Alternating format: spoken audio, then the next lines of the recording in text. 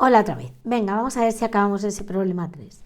En el apartado D nos pide que calculemos los parámetros de dispersión, el coeficiente de variación de Pearson, que nos permite ver la representatividad de la media. Vale, vamos a empezar con los parámetros de dispersión.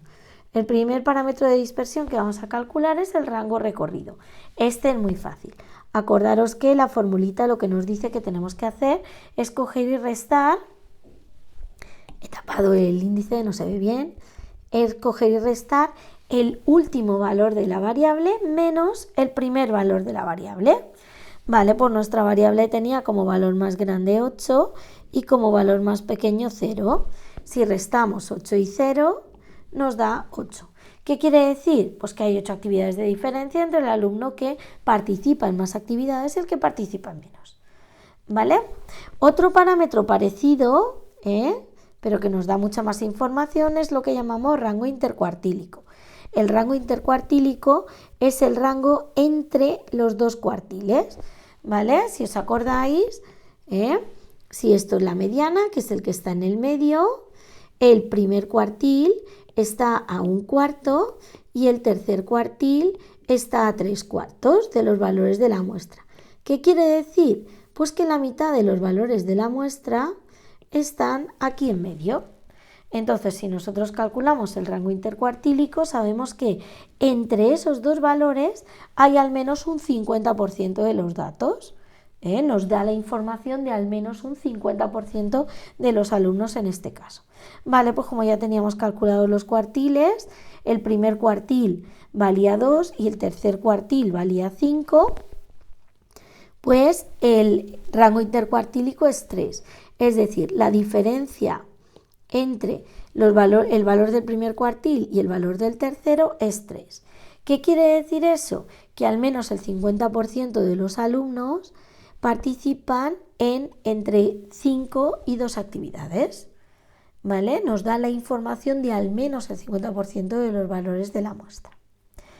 Vale, parámetros siguientes en este caso porque van juntos también, varianza y desviación típica.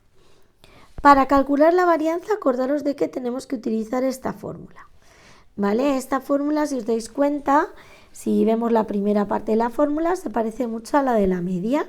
Tenemos que sumar, en este caso, no el valor de la variable por la frecuencia absoluta, sino el valor de la variable al cuadrado por la frecuencia absoluta. Es decir, construimos esta columna en la tabla, que podemos calcular simplemente volviendo a multiplicar por la variable cada uno de los valores que teníamos en la columna x sub i por f sub i, y nos va dando pues todos estos números. Si sumamos todas esas cantidades, nos sale el valor que tenemos que poner en el numerador de esa fracción para calcular la varianza. ¿Cómo se calcula la varianza? Pues 729, que es lo que nos ha dado esa suma, dividido entre 40 menos la media al cuadrado, que en algunos ejercicios, algunos os he corregido, que no habíais puesto el cuadrado en la media, ¿vale? Ese valor que nos da no tiene ni siquiera mucho sentido con la unidad que viene, porque claro, es un valor al cuadrado, serían actividades al cuadrado, eso no tiene ningún sentido. Para darle un poquito de sentido y de interpretación, calculamos la desviación típica. La desviación típica es calcular la raíz cuadrada de esa varianza. Es una especie de cálculo de distancias entre cada uno de los valores que toma la variable y la muestra, pero con el peso que tiene cada valor. ¿Os acordáis que expliqué eso del sistema de planetitas? Pues algo así. ¿Vale? ¿Qué hacemos con ese valor de la desviación típica? Que simplemente es calcular la raíz cuadrada. Pues calcular este parámetro, el coeficiente de variación, que nos dice pues cómo de representativa es la muestra.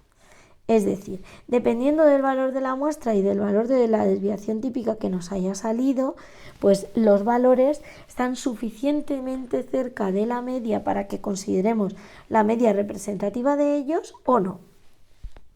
El coeficiente de variación de Pearson en general, salvo cosas extrañas, nos da un valor entre 0 y 1. Lo que nunca nos va a dar es un valor negativo. Y acordaros que hicimos ahí una tablita más o menos para darle una interpretación de manera sencilla. En este caso, si dividimos lo que nos ha dado la desviación típica entre lo que nos ha dado la media, nos da 0,591. 591 es un valor entre 0,5 y 0,75. En esos casos decíamos que la media pues, es poco representativa de los valores de la muestra, pero bueno, podemos considerarla como un valor ahí. ¿Vale? Pues hasta aquí los parámetros de dispersión.